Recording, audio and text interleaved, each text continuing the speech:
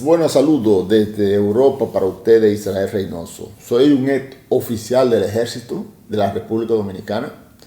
Duré 11 años en el ejército, pero aquí no voy a hablar de mi experiencia porque no tengo esta gran experiencia, pero siempre he continuado a leer los grandes estrategas y personas oficiales que trabajaron en diferentes grandes países. Vamos a decir, de estrategas alemanes, de estrategas italianos, de estrategas americanos, etcétera, etcétera. Yo hice un resumen un poco. Vamos a ver en lo que está la guerra y vamos a basarnos en lo central de la guerra y qué está pasando en estos momentos. Ya yo he dicho cualquier comentario. Vamos a ver el resumen que le hice para ustedes. Señores, después de volver a la esencia del problema del conflicto, tal vez ir al corazón del problema y tratar y analizarlo con un método matemático. En el pasado ya hemos hablado sobre el potencial militar de una nación, pero tal vez sea hora de recordar el concepto, hablando abstractamente y tratando matemáticas, conceptos que los matemáticos no son, pero que son difíciles de entender sin el curso adecuado de estudio y algunas experiencias prácticas durante al menos una década. Podemos recordar a la fórmula de Edward Luft, el potencial militar de una nación. P, que significa potencia, es igual en la suma del potencial demográfico y recursos multiplicado por la voluntad de la población de lucha. Y esto significa, independientemente, el valor de D y de R. ¿Ok? Entonces, vamos a hablar por aquí, vamos a entrar, por lo tanto, al potencial militar de una nación que depende esencialmente de la voluntad de luchar de su población. Si esto es muy alto, incluso una modesta cantidad de soldados y recursos puede conducir a un potencial significativo. Por el contrario, cuando esa voluntad es baja, incluso los valores del personal y de recursos muy elevados pueden conducir a un potencial sorprendentemente bajo. Eso quiere decir que no importa que tú tengas las buenas armas, las buenas estrategias, si la moral del personal es baja, la guerra la puede perder como quiera. Obviamente, asignar valores congruentes es más fácil que definirlo teóricamente, donde en particular son teóricamente cuantificables sobre las bases de cálculos numéricos simples. Número de personas armadas y movilizadas, número de aviones, número de tanques. El valor es algo difícil, cuantitativamente definitivo. El sombrero depende de una serie de otros factores incuestionables, como la moral del soldado, su nivel de entrenamiento, la calidad de su liderazgo, el espíritu de sacrificio del pueblo y la famosa motivación para la lucha, que en mi opinión sigue siendo el punto inferior mental donde la diferencia entre los rusos y los ucranianos se manifestaron más. El análisis de este estudio, de estos valores y los componentes que ayudan a la formación es una tarea de inteligencia y es un trabajo complejo que involucra asesores, agencias, analistas de las principales organizaciones militares del mundo. De hecho, es el trabajo que nunca termina, ya que estos valores obviamente no son estáticos, son dinámicos y sobre todo en tiempos de guerra tienden a cambiar constantemente. Mientras que en tiempos de paz el valor del potencial militar de una nación varía según la dinámica del nacional, en tiempos de guerra los respectivos valores de las naciones en guerra cambian entre sí extremadamente rápidamente.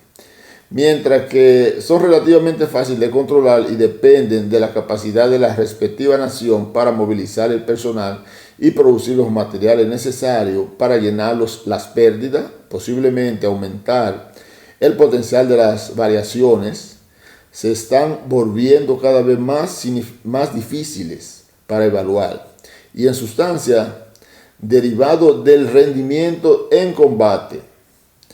La derrota puede bajar la moral de una nación, pero también puede elevarla. El bombardeo de una zona urbana puede reducir su población a la desesperación o provocar un deseo de venganza. Y la caída de una ciudad puede causar su colapso, que conozco acerca de la determinación de un ejército, o desatando el deseo de rivalidad. Depende de infinitos factores. Todo ello imponderable porque están ligados a la naturaleza humana de los contendientes y por ende de orden cualitativo y no cuantitativo. Esa es la razón por la que el trabajo de un analista militar es extremadamente complejo y también puede conducir a errores flagrantes. En general, sin embargo, en la guerra dinámica, todas conducen en cualquier caso a una variación en la potencia del contendiente. Y es a partir del análisis de esta variación que depende el juicio sobre el progreso del conflicto. Como máximo, el atacante decide desencadenar un conflicto porque cree que tiene el potencial de ser capaz de vencer al oponente lo suficiente como para llegar a su conclusión, una situación relativamente mejor que la que pretexto del propio conflicto. Si este cálculo es correcto, el atacante comienza con un valor superior al enemigo y por lo tanto también gracias a cierto grado de sorpresa sigue la iniciativa, estableciendo así el nivel de intensidad del conflicto y las principales direcciones cuando esto se desarrolla. Donde la planificación de las campañas se ha ejecutado correctamente, el diferencial entre la potencia del atacante y la potencia del defensor tiende a aumentar con el paso del tiempo basándose en las pérdidas físicas en combate y la variación relativa de la voluntad de luchar de ambos ides y del defensor en particular. Si esto sigue creciendo, luego se dice que el delantero tiene un momento favorable. Pero si la cosecha tiende a disminuir, entonces el impulso del delantero es negativo y esto indica que algo en la planificación anda mal y las cosas no van como deberían. Y pienso que eso le ha pasado a Rusia en gran parte de su planificación.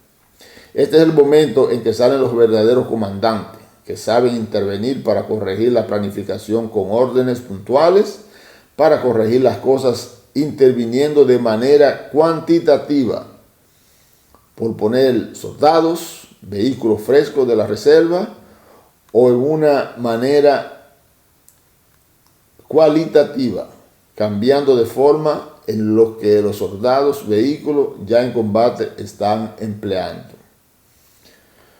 Cuando un comandante no logra mantener su momento positivo y el conflicto no termina a tiempo, entonces inevitablemente él sí se reduce a cero. Se dice en este punto que el atacante ha llegado a su clinche. La ofensiva es real, llora por falta de potencia, necesito perseguirlo y la iniciativa pasa al defensor. El comandante que encabeza la defensa, mientras tanto, habrá hecho todo lo posible para deshacer el momento del delantero, reduciendo gradualmente al atacante y habiendo logrado el resultado de hacer que el enemigo culmine, buscara la manera de mantener el momento a su favor, evoluciona empleando la iniciativa recién conquistada, imponiendo el ritmo de combate más favorable y las direcciones en las que esto tendrá lugar. Si el comandante del partido agredido logra mantener el momento favorable para él incluso después de la adquisición de la iniciativa, él continuará variando a su favor hasta el colapso completo del atacante, lo que sucederá cuando la potencia tiende al cero.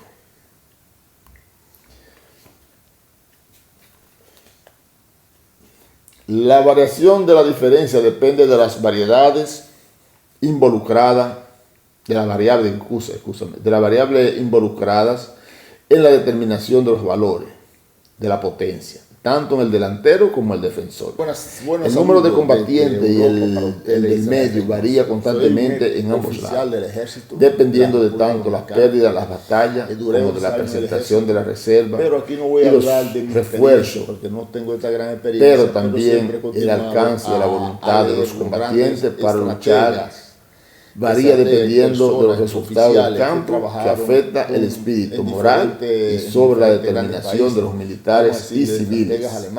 Señores, no vamos a alargar más este tema, pero ya ustedes entienden.